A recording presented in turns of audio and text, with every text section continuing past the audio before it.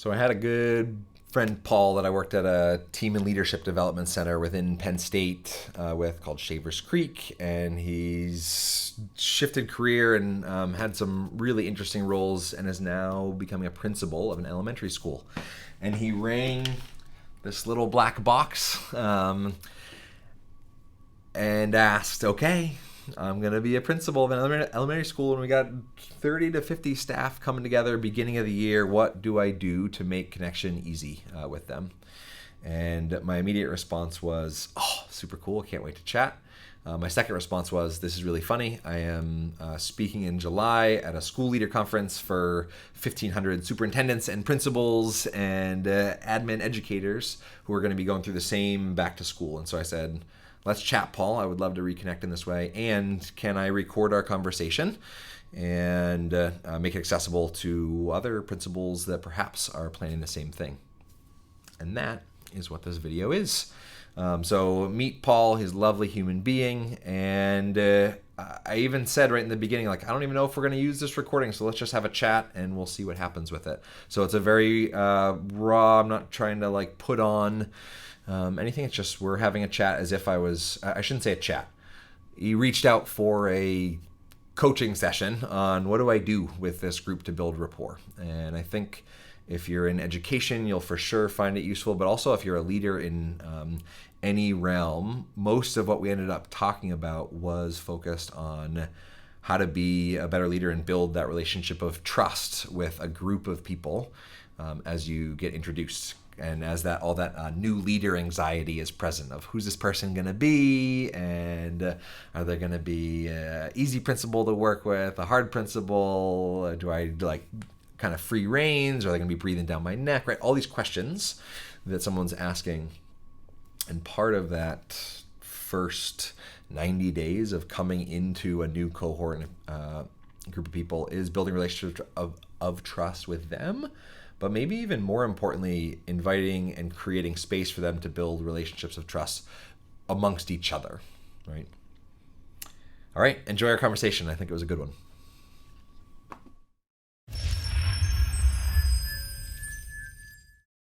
Give me the very logistical parameters again of like how many people and how much time you're spending with them, and in like the context of time.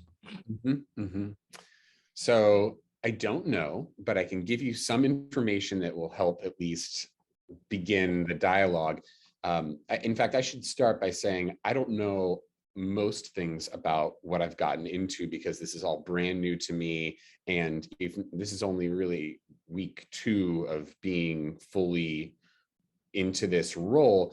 And as the case is, I'm sure in many places at the beginning of the summer, people scatter and go on vacations and are trying to clean up their end of year things. So there are people who are going to help me more who just aren't around or are still doing their other things. So the last week has mostly been me just trying to figure things out for myself. So here's what I know.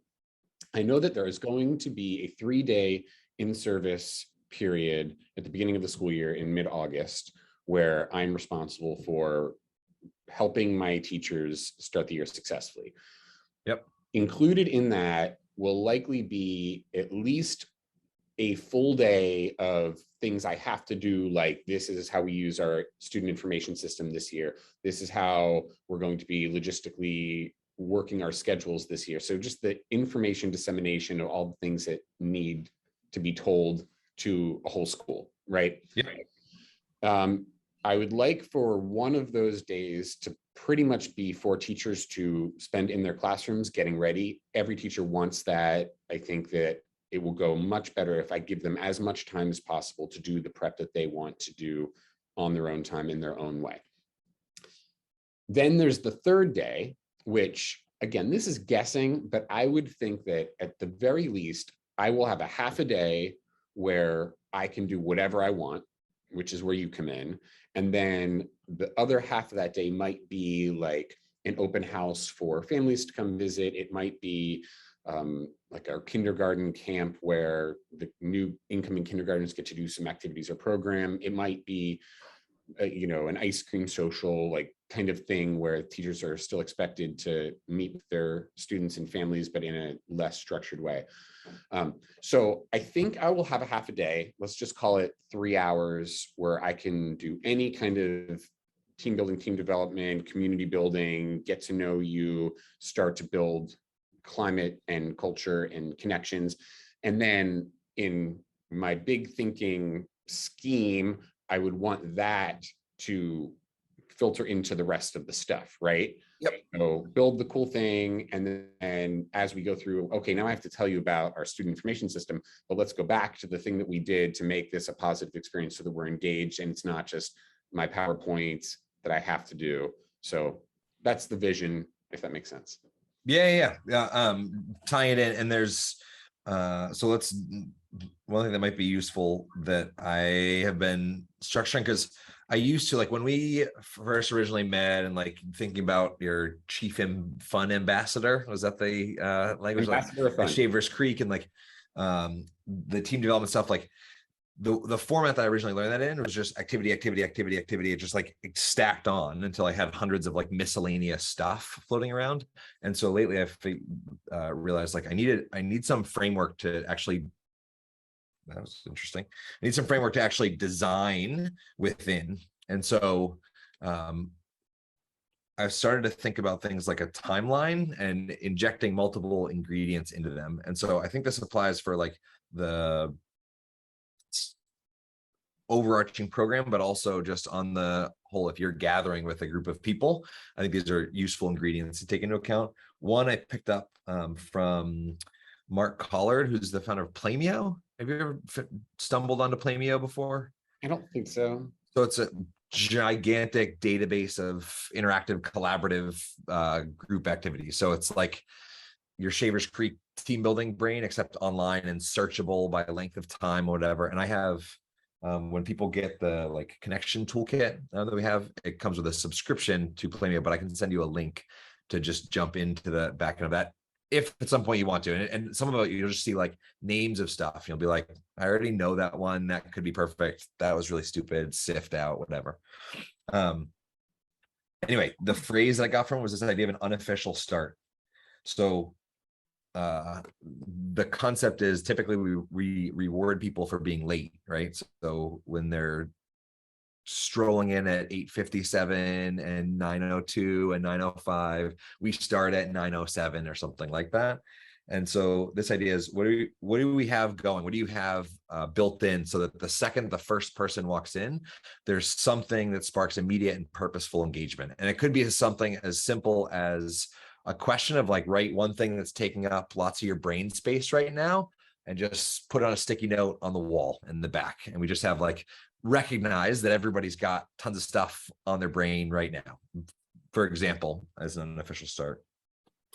The second one, and I think this is, I feel like in the role of principal, when I work or talk with teachers, I often hear, if I hear resentment about something a principal is making them do, it's because they haven't gotten clear enough about their, like, why they're doing that thing.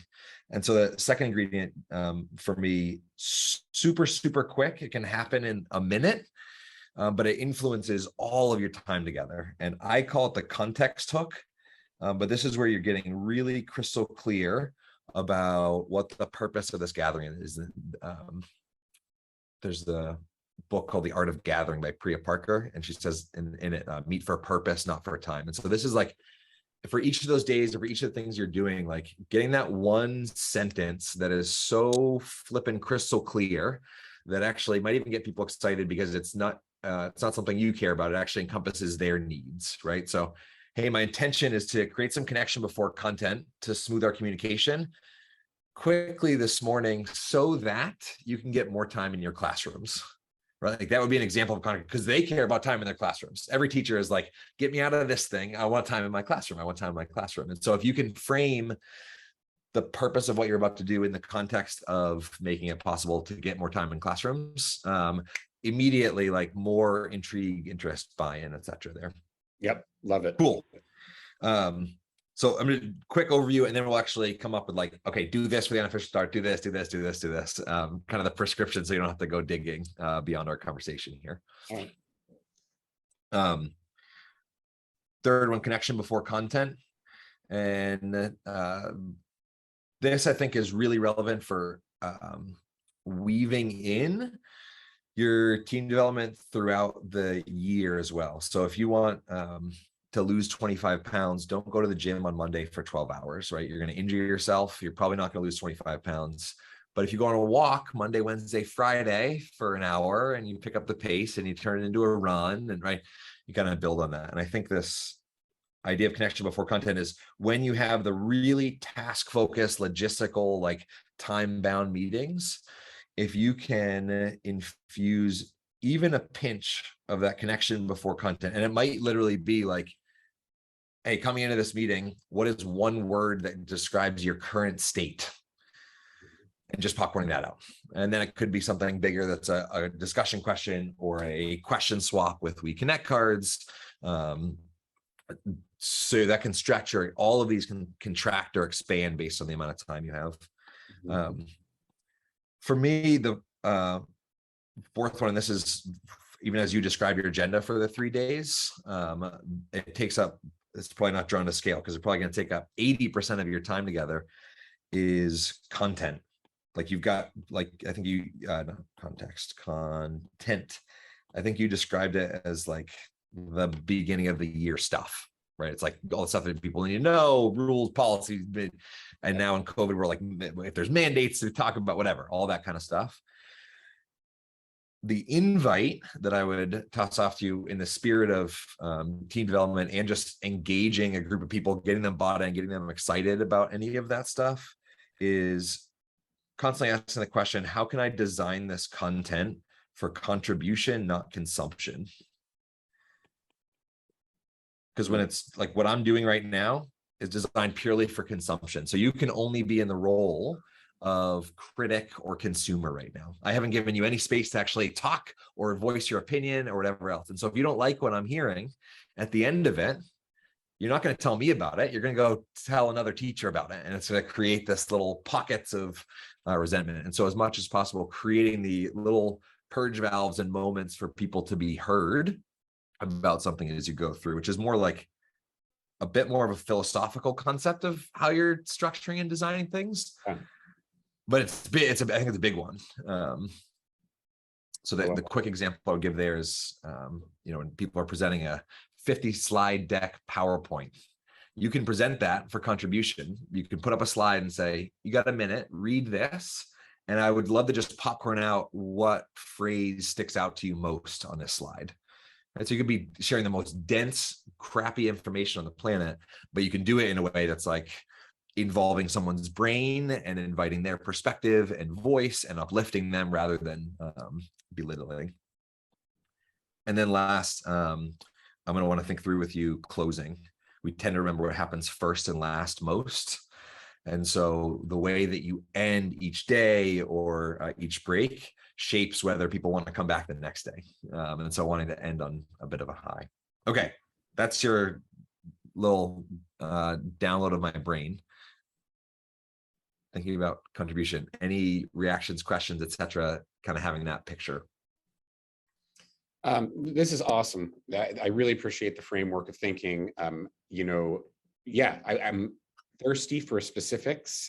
Yes. The contribution piece, I'm thinking about myself as a participant for all these years where some people are better at it than others, but that invitation of, okay, give me one word, or, does anyone have any questions? Like those sort of generic invitations tend to be just really vanilla, and it doesn't really do anything. It's like, okay, I see what you're trying to do there, but most people aren't going to say anything. And the few that do, it's more like, I want to be noticed as somebody who is participating rather than really wanting to engage. So this might be a conversation for another day, or maybe you have to turn me onto a resource, but I would love to hear more about how you have found ways to do that meaningfully, where people have after the fact said, that was really different for me. Yeah. Okay. Here's one. It's a super valuable question, and I'm going to attach this like overarching. I would say this is both an activity and a concept. I'm going to call it the gold mine of goodness. And the idea is, if you have people participate just for participation's sake, meh, it's going to create resentment over time. Maybe they're like, if they're not burnout in that particular moment, maybe they'll throw you a bone. So when I'm inviting people to connect before content or anything else, ideally I'm getting them in a conversation around a question or a prompt that will add value to each other, right? So for example, if I've got a bunch of educators in a room with me, and I say, get together in groups of 3 and just discuss one classroom idea or activity that you've consumed over the last couple months, or tried that you're really excited to test out. And the intention of this conversation is that you go into that conversation with one, but you leave with 2 other really cool ideas from peers. So you actually come back smarter. So it's this, you're introducing people into this gold mine of like, give me some golden nuggets. So your prompt is actually inviting people to be valuable to the people in their group. So similarly, I would, if I am getting, I'm going to call it cheap participation of like, how you doing on a scale of 1 to 10? If I'm going to do something like that, I'm going to tie it really quickly into a context hook of like, okay, it sounds like we're an average of 6. My intent for this meeting is to actually talk about something that's on everybody's mind, so that maybe even it influences and changes a 6 to a 7, potentially, in your work context. So to like tie that into purpose in some way. Yeah, that would be one layer of response there. The constant tie to purpose. One of the things that Will would often say that I now find myself echoing quite a bit is leaders who are really, both really effective and really cherished, and people like to be led by them, learn to speak a different language. And the language is intention. Constantly in everything you're doing, what's the intention? And the idea behind intention, the Latin root actually means to stretch over somebody else's needs. So they're not like goals or objectives. So before any level of participation, before you ask any questions, if you're fluent in the language of intention, you just throw in a quick sentence that breathes life into that and will actually compel and invite people, make people want to ask questions, right? So, hey, in a minute, I'm going to ask any questions. And we do this at the end of every presentation, and it's like, and so I'm going to actually leave 10 seconds. And if there's something that you would love to unpack and discuss right now, I want to create a culture where communication is really easy and fluid, and you don't feel like you need to hold things back. So all that said, 10 seconds, just tap into it. Like, what are you naturally curious about? What would you really love to know about? And then I'm just going to popcorn out a handful of questions. That feels really different than like, anybody have any questions? Yeah. I love it. Yeah.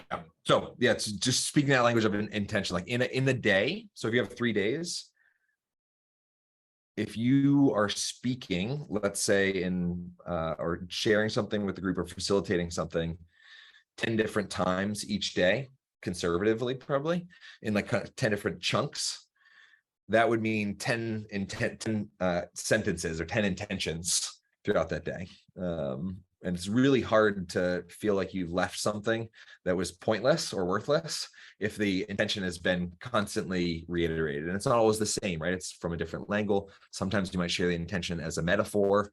Sometimes you might share it as a story. It's not just my intent is blah, blah, blah. Yeah.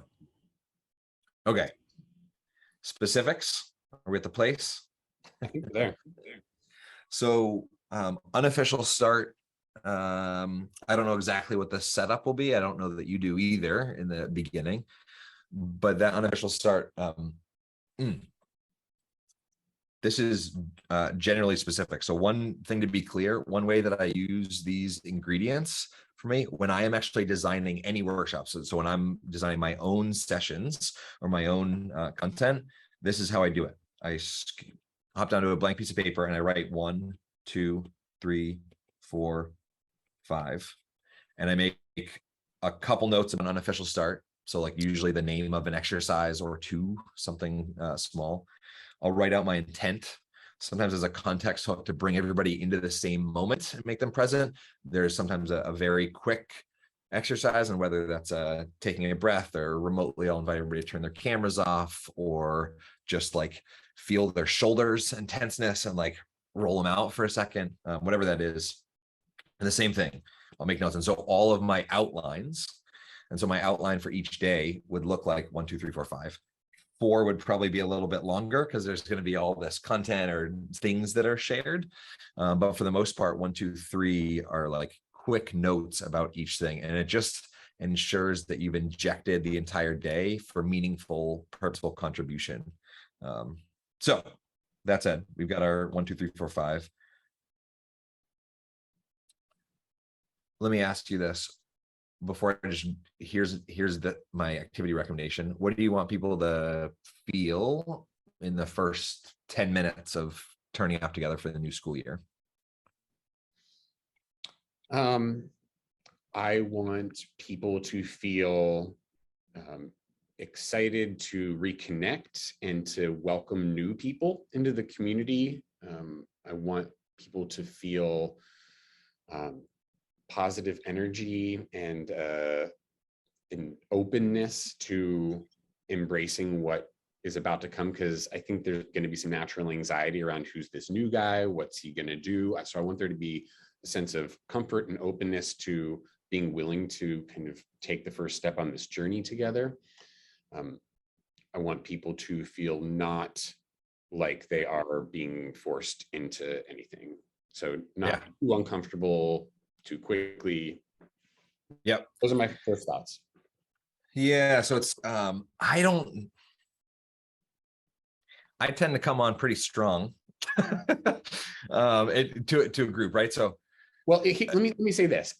I have been thinking about this a lot, and not just this program, but my whole year, like how I'm going to go about being a school leader in a new school where no one really knows me or anything about me.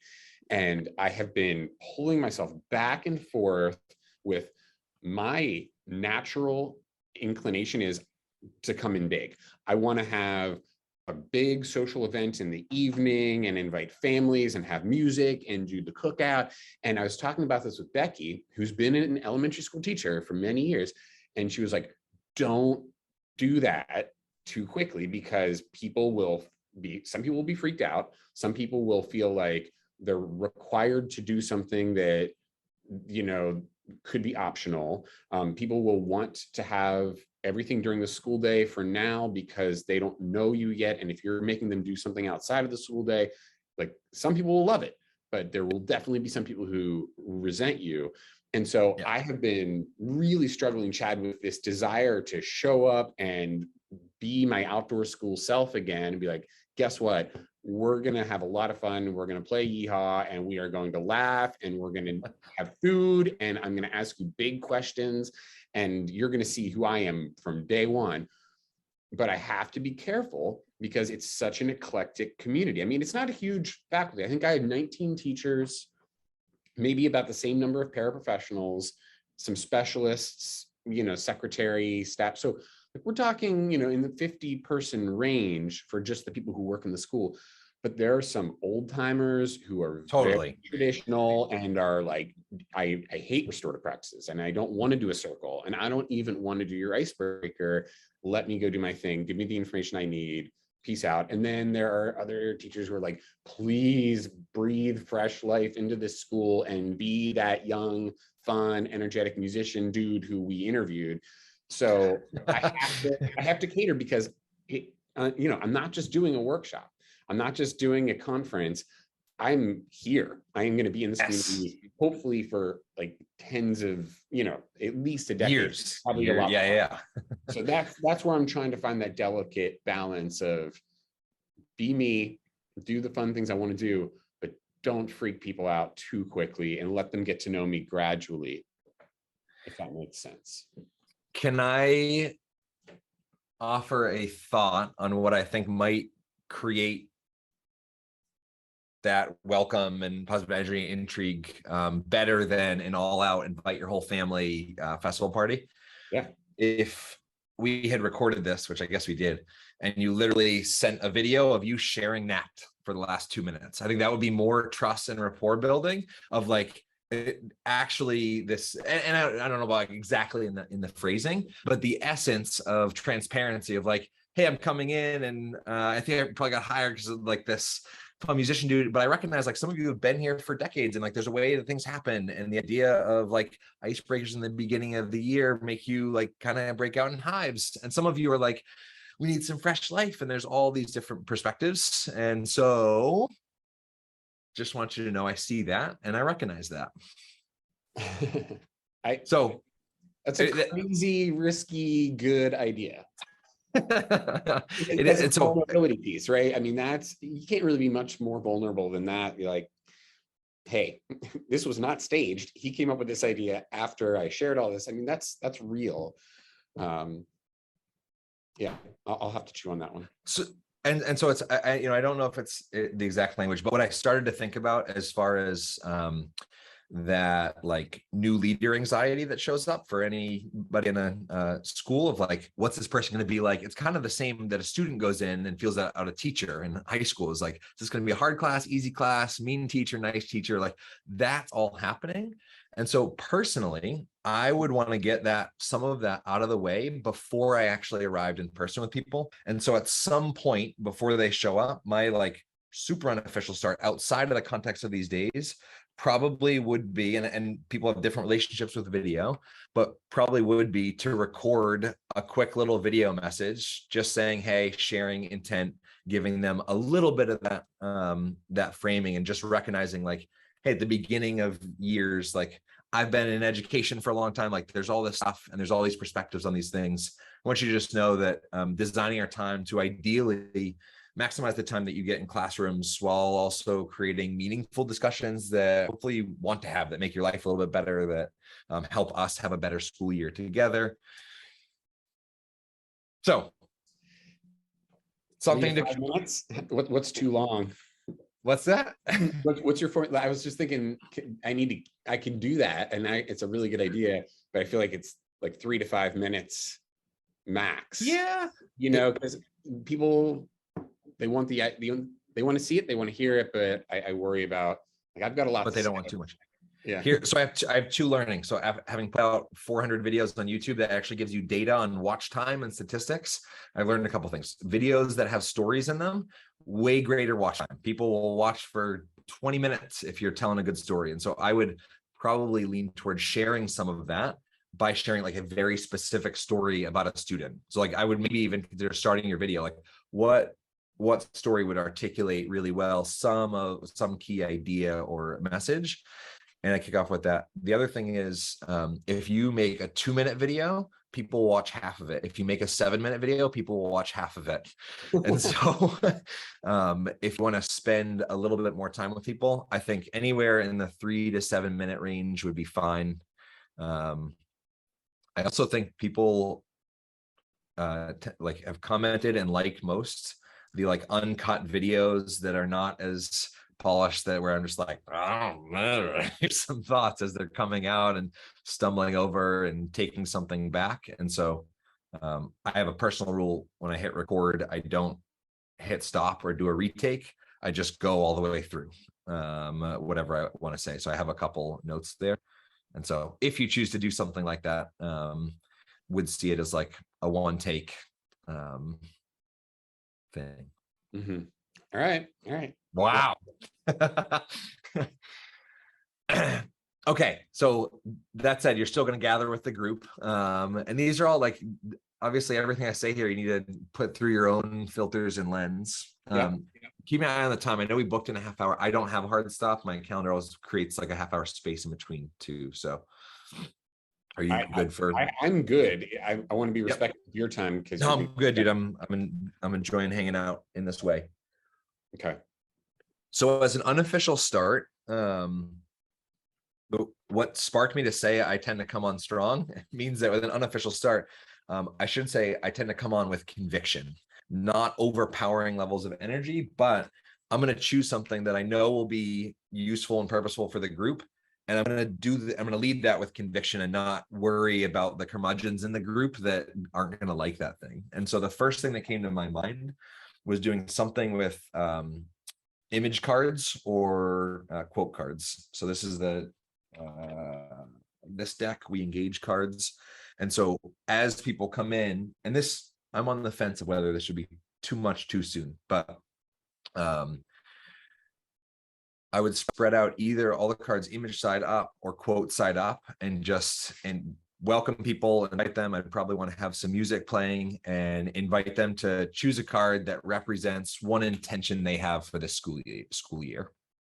So choose a card that represents one intention they have for the school year. This might be not the first thing. That's why I'm like, maybe this is pushed down a little bit in the agenda if people are going to freak out. Although elementary school, I feel like tend to, like when I work with elementary educators, like they are doing activity stuff with students all the time. And so I feel like the tolerance is a little bit higher than high school teachers.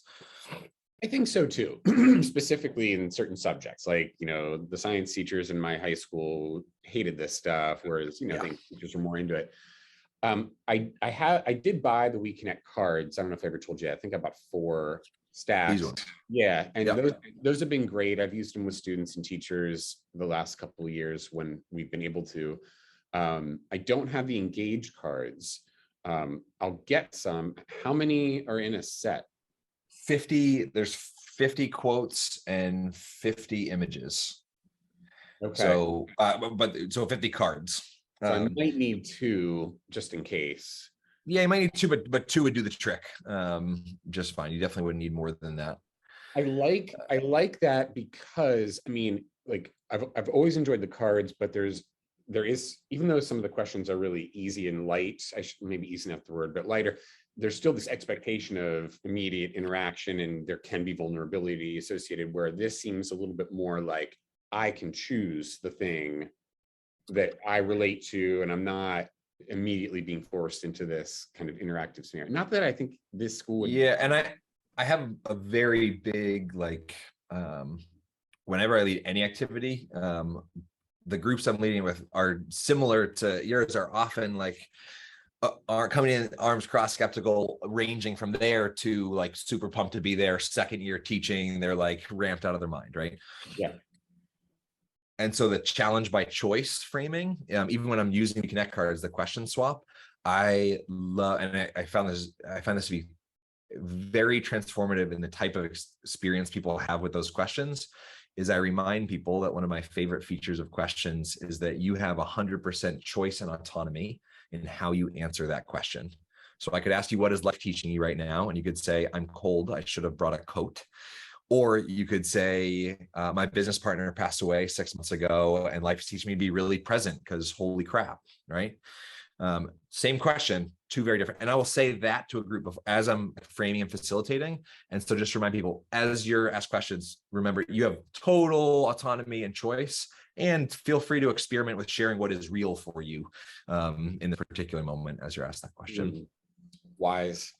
Game changer, huge game changer, totally different conversation. And the irony of challenge by choice is when you give people the superficial, easy route out, 95% of the time they choose the deeper route, and they have they dive in and have really good discussions, and their arms uncross, etc. Right. That said, there's a ton of flexibility and choice here, and so it could even be maybe to start off lighter. Really, the prompt here is it's inviting people to pair language with visuals, which it sticks in people's brains better. And so it could even be if we go to unofficial start, I might even suggest a story swap of hey, before we start ramping into the future, you just experienced one of the best parts of working in education, an entire summer off. And so would love for you to choose an image that represents a story or a moment that you really appreciated that happened this summer. Just want to start with one little moment in the past before we jump into the present and starting this year. So So I'm not you, but that might be something, and you can choose your prompt, but choose a card that represents blank is really the structure and model there. Having the questions laid out. If you want to do it as an unofficial start, the unofficial start is people milling around, chatting with each other, choosing what card they want. Something else that I think you can surmise on your own, but I want to be explicit in saying, because I didn't say it before, that I think is important is, and this is coming out of a conversation with Becky as I was picking her brain about all this stuff, not related to this necessarily, although it could be, but for the rest of the things that I might do, if this helps kind of guide your thinking, if there are ways to be intentional about connecting the experience to something that is relevant to the teaching responsibility of the individual and of the school, that I think will be key. So like, river crossing is great and it's fun and we have to work together, but if I can't somehow link that back to this is going to help you be a successful teacher, or this is going to help our PLCs function in a way that is stronger than maybe what it's been in the past, I think I'm going to lose some credibility. So again, I'm sure you're thinking that way already, but I just wanted to be explicit in saying that out loud. Even is helpful for me to hear and makes me realize I didn't share this, but I actually have stopped doing, even though I grew up learning in the world of team building, like, hey, we're coming out to Shavers Creek for a half day to build our team, right? I get lots of requests through the website, like, hey, can you run team building with us? And my answer is no.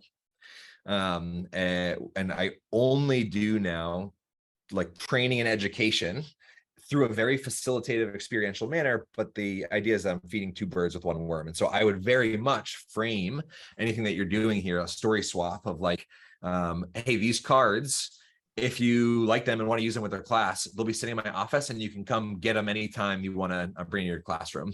One way that you could use them, right? Similar idea, choose a card that represents an image, story from summer that you really appreciate and love, and just get groups of 3 and share that, right? You've got some connection before content planned into your classroom. So yeah, I would use all these as teachable moments for sure, because that'll increase buy-in too. Even the curmudgeons will be like, okay, fine, he's helping out the 19 teachers. Even though I do the finance stuff at school, like I'll jump in and be a part of this, right? Yeah. Okay. Off the cuff, no thinking about it or writing about it. I am one of your teachers, and I walk in on the first day and I ask you, dude, what's the purpose of these 3 days? In a sentence, what is the purpose of these 3 days? Well, okay. So first of all, I don't know what I need to do for that one full day yet. So sure. that's hard to answer. But I mean, okay. The purpose of these 3 days is to ensure that you are all prepared with the information, knowledge, resources, and things that you need in order to be successful from day one in your role as an educator or a professional in the school. So I want everyone to feel like they know everything they need to know. They know how to do the things that they have to do, and they know how to get help if they need it from me, or you know what I mean? So I want everyone to feel ready. I want everyone to feel like they know everyone else in this community, and that there's hopefully at least a preliminary level of trust and connection so that we can work together and support each other. That is part of the purpose. And then, from that independent piece, I want you to feel like you are being respected as somebody who can do what you need to do, either on your own or with your team and your colleagues. So the purpose is to give you the time and space to do what you need to do individually to prepare for your classroom or learning space, whatever that is. Those are the 3 things, I think. Cool. So absolutely beautiful. I just took some scratch notes about it. One idea that came to mind thinking about if there's some way to make those intentions or purpose more memorable than just language, bonus points. And so if you have some anchor, like I've got all this stuff on my desk that as I talk about things I want people to really remember, there's some idea. So I'm not necessarily recommending this, but one of the things that jumped to my mind about equipping people with everything they need. Part of these 3 days is to help you feel prepared and ready. And so part of that means classroom time. Part of that also means like you might actually need and want some support that I may be able to help facilitate or get to you, or that somebody here is able to. And so if you've got a request, just like you'd put a request for a song into a jukebox, I've got a jukebox here and there's no cards. And throughout the 3 days, if you're like, I think I need this, or I think many of us might need this, jot that note and feel free to submit that request to the jukebox. Again, not necessarily recommending it, but that's some like visual way to say, hey, this is the purpose. And also here's a visual representation of the purpose that will live here for the course of 3 days. Cool. Also could simply use an image of like, hey, I would love to actually have a good time in these 3 days. We're coming back re-energized from summer after a very weird and challenging couple years of school. And so we'd love to be able to play and enjoy each other's company while building the little knowings and trust that's required to actually have a support network when we might be a little bit more burnt out in 6-8 months from now. Okay. Enough of that. I think you'll speak very eloquently to that. For me, like of 200 plus like team building activities, when I go to do connection before content, which is this third ingredient, I have winnowed down to like the simplest possible format ever, which is the guy who actually, as far as I know, coined the term connection before content, Peter Block. Literally, the idea is come up with a question that meets 3 criteria. It's got to connect to the purpose of why you're actually there. So it's not about some like random external thing that doesn't have any bearing on my job or the gathering that we're actually having. So it's related, very much so. So the prep for you, all the prep for you is just coming up with that one question, which we could come up with a couple right now. Then the mechanics are you get specifically invite people to get into groups of 3 truples, not 2, not 4. Groups of 3. That's very intentional, right? It's non-threatening enough, but if you pair up with a dud, so to speak, your conversation or experience isn't ruined as well. But it's also quick, intimate enough that you can get into something. So 5 to 7 minutes in that conversation. And then when you come out of that, I think it's really, really important I call it popcorn, but if you want the group to form a community as a like school community after any little breakout, I think you've got to do something to bring people back. I particularly love just asking the question, what struck you about those conversations, or what did you notice about those conversations? So this in total is 10 minutes around one single question that ideally kind of accesses that gold mine of goodness. Of like, hey, what's one thing that you're really excited about testing out this year at school or whatever? I'm not sure that's the best question, but that's what I would do for connection before content in the beginning, or for the beginning. So for that question, it's a single question. It's ideally connected to the purpose of all of it, because I listed 3 purposes sort of. Yeah. It's got to be open enough that it can be received in the way that is relevant to the individual, but clear enough that they understand what's being asked. I mean, that's tough. Sure. You want one? So the one that I use and repeat that's pretty flexible is, what are you intending to achieve at work? And I would have this written down. It's a little much for people to take in. And what about that is important?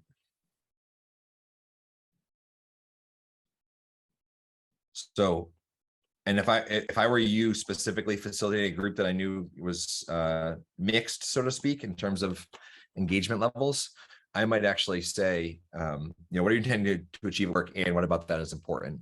And if your honest answer is, my intention is to keep work at work as much as possible this year so I can do a great job, but also be a great parent. That is a perfectly acceptable answer, right? I'm not asking you about anything else. Whatever your real answer to this question is what I'm inviting us to jump into conversation about. Okay.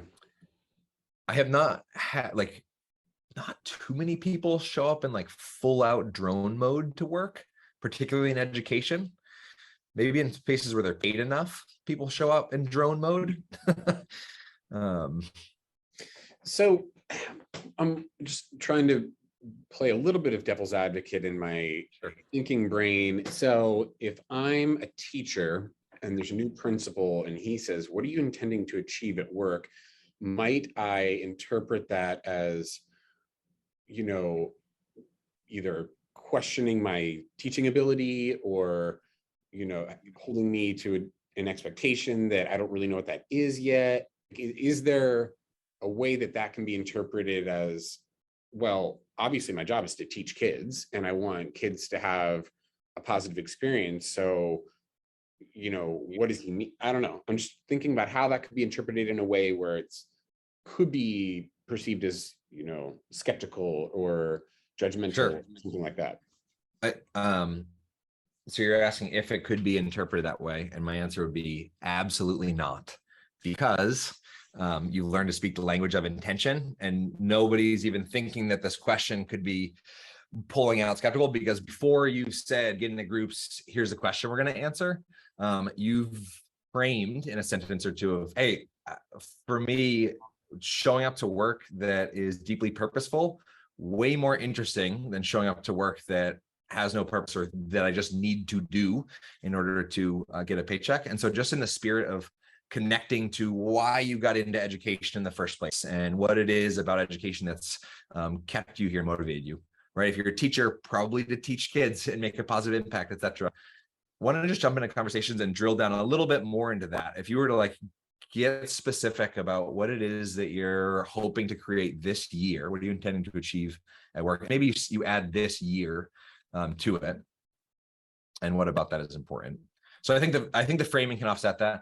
And you know, you originally called me, Paul, and said, what are things that I can do to build a team? And every single thing, when you're a leader, any single thing that you're inviting someone to do, I would put in the category of a social risk.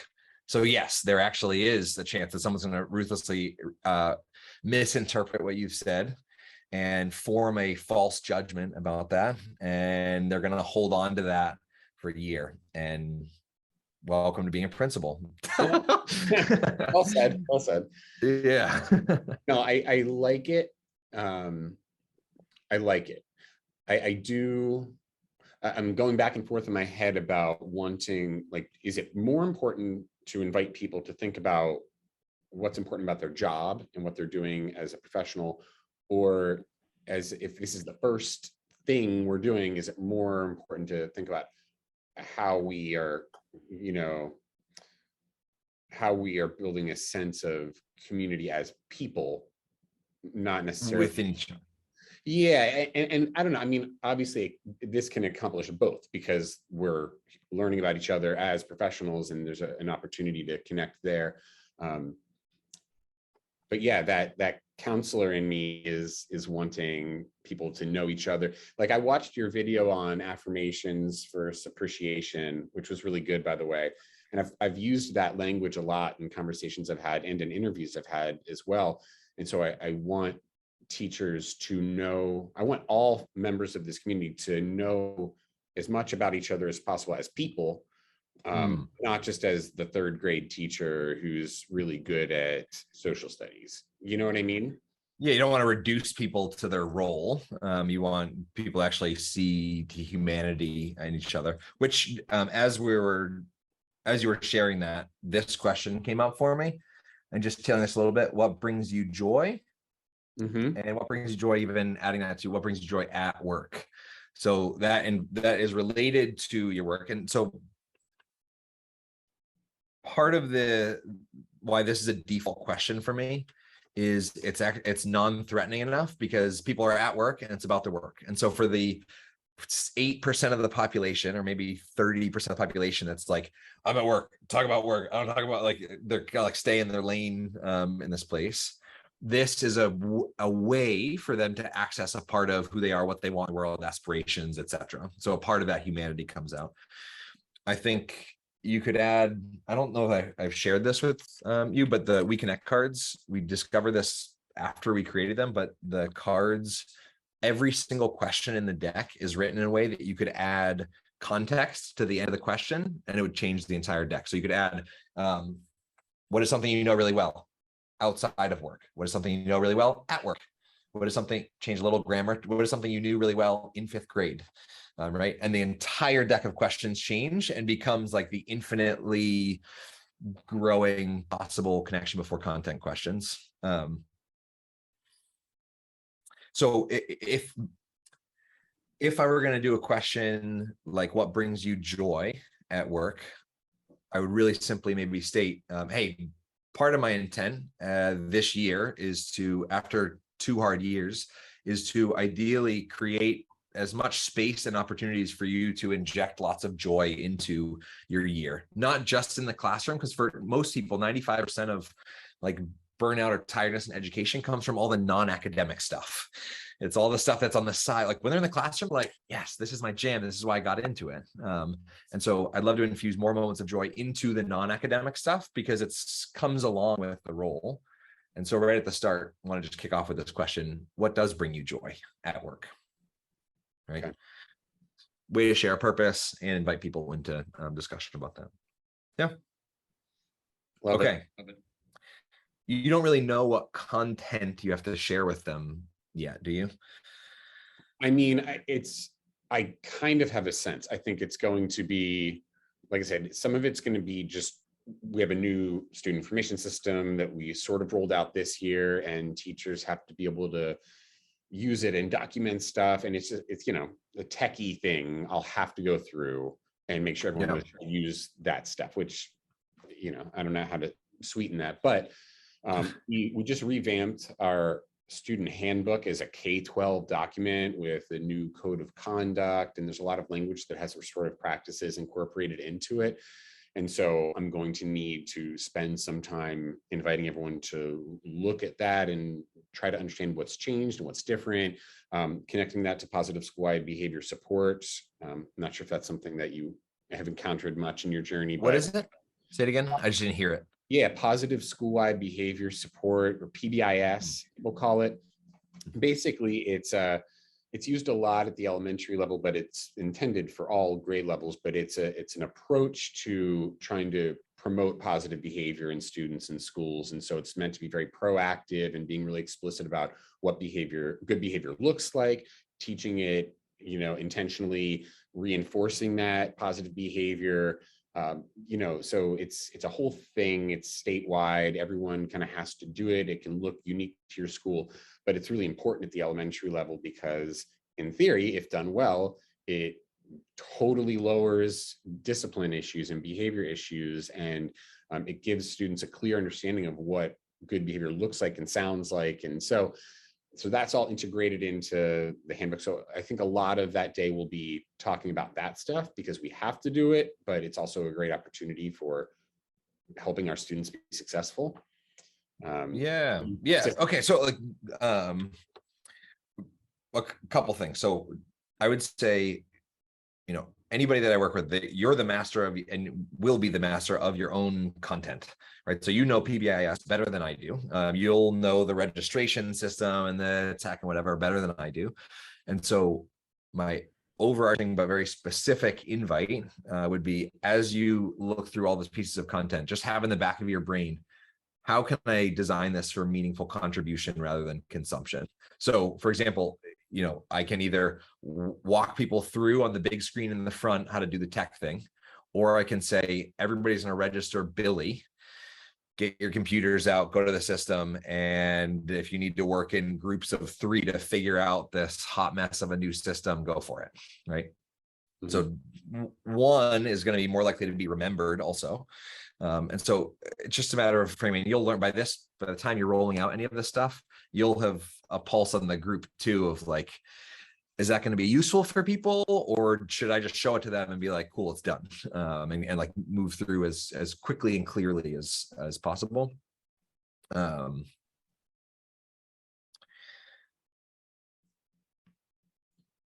The other thing that came up for me here is you're sharing content, you're like sharing ideas or advocating for like, okay, even though this is a statewide thing that we have to do, there's also like you share the requirement piece, but and then you also change like, but also it could be really useful too.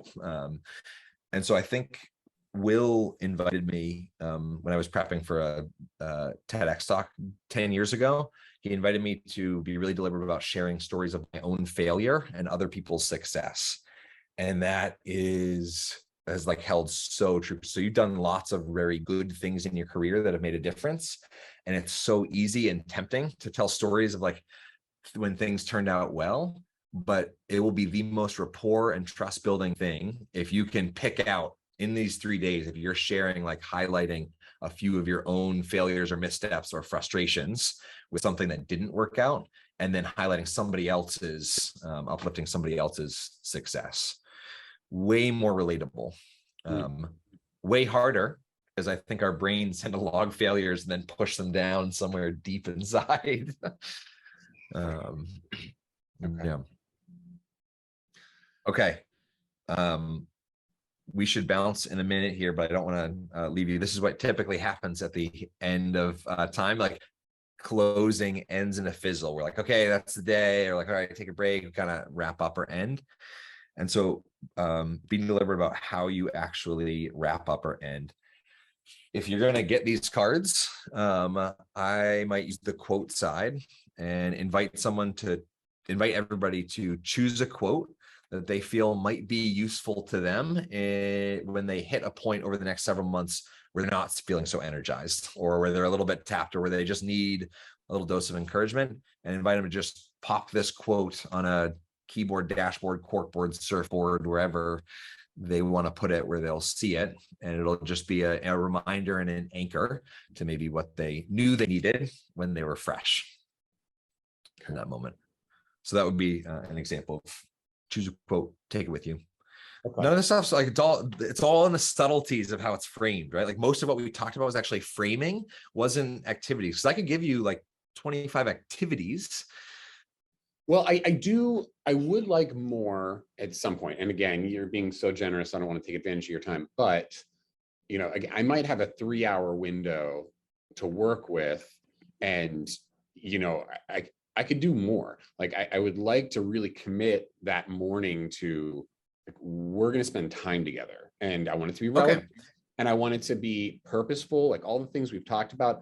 But I also want to do at least one bigger activity. Like this could take an hour for us to get through. Maybe it's got multiple levels and parts, but something where there is a little bit more of a higher level of intensity. Maybe it's, not super crazy, but something in that moderate level. Like we're going to do some of these things. We're going to hear from each other. We're going to kind of warm up, but then like, let's do a thing that you'll remember. You know what I'm saying? Funny, Paul, I feel like I want to jump. I'm actually looking at the original like notebook that I recorded all these activities, and I want to go over and like pull it out and find something. But I realized like I actually, for that, so I have a very strong specific suggestion, and I'll follow this with it. But I also should say, I don't think I'm actually the best person now to advise on like the big meaty team development activity that's going to get people like moving around, experiencing, because I've actually like left a lot of that because of this model of like training content. So I'm teaching people how to ask powerful questions and practicing it along the way. And so if I were to design something, I would think about what would be really useful to people in classrooms and building an exercise around that. I will send you the link to Plamio though. And that would be a place that you could find something like that with a very like video tutorial, like here's exactly how to do it. Here's step-by-step instructions. You can print it out. Like that may be a really good resource. I did skip over, you've got the WeConnect cards. I would 100% absolutely guaranteed do a very meaty question swap. And what I mean by that is you could do a question swap, like here's a card, exchange cards, find a new person, mix mingling for a little bit. I only really do question swap now if I'm doing 2 rounds of it. So I'll do round 1, just mix up, connect, etc. Round 2, I might introduce a lens or an idea. So you would introduce something that's going to be meaningful to like your school culture. You could even weave in something from PBIS. You weave in some concept. I specifically tune people into the 2 ways that we tend to listen. One, we tend to listen for commonalities or for our own stories. So you tell me you're a musician, and my response is, no way, I play the flute. And that's weird because I ask you a question and all of a sudden I'm talking about me. That flips really quickly. And so I tune people in. So I tune people into the idea of just for a minute, setting aside your lifetime ungoogleable experience and tuning in and really listening to what the other person has to say and asking a follow-up question. So same question swap, but this time you're listening for what you're curious about and you're following up with your own additional question rooted in your natural curiosity. And when I do that, the decibel level goes down, the level of presence goes down, the depth of conversations follows their own chosen path, but usually goes to a more real place. And so I would do that really well. Like always end the party while it's still fun, but that's a solid like 30 minutes in conversation, at least, like never mind that framing on either end, to do that really properly and have them actually meet several other people and exchange faces. So that would be, I know that that's not 3 hours, but that would be one chunky thing that I would definitely do. That's cool. Yeah, man, as far as like problem solving stuff,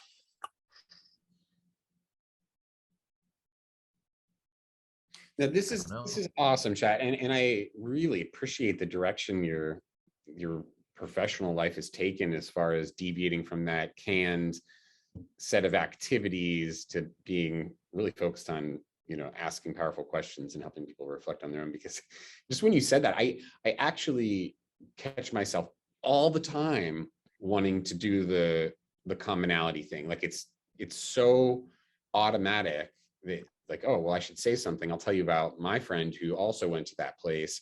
But I do really work on that. And I think it's such a powerful thing that most people just don't even realize they do every time. What's to the simple visual that usually elicits an ooh from a group of 50 people is that we tend to listen and we're thinking about this person as we're listening. And so the invite is to like all of your might and effort to crank this M into a W and have that other centered, even if it's just for the sake of the exercise, and which is usually how I frame it, like just play with it here. You can go back. I'm not saying sharing commonalities is remotely bad. They're just default versus deliberate ways of listening.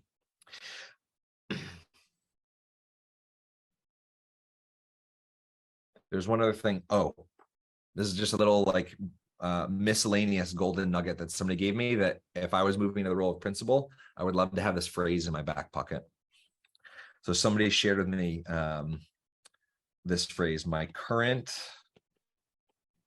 best thinking is ... And that's when you're in the role of leader, people come to you for answers, but unfortunately you're not going to always have them, but you still have to make decisions based off the data that you have and the like imperfect world that reality that you're operating within.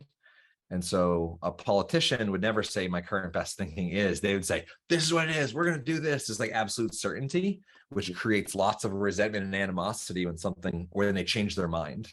But the idea of just constantly holding and making decisions off of like, okay, my current best thinking is that we need to move forward like this.